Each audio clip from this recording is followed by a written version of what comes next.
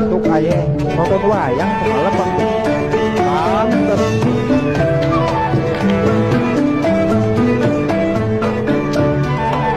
Kalau ade Sayuti jago Cengkareng, ade lagi Sabeni jago Tenabang. Muridnya banyak, dia dikenal orang, nggak pernah dia bikin salah duluan.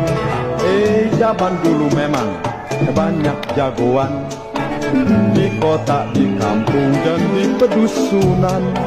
Salah sedikit, nggak ada perdamaian. Main pukul sampai main bacok-bacokan.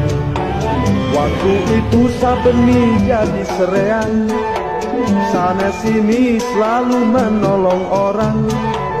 Dulu pernah dia dikeroyok orang, disambutnya ame jurus si kelap.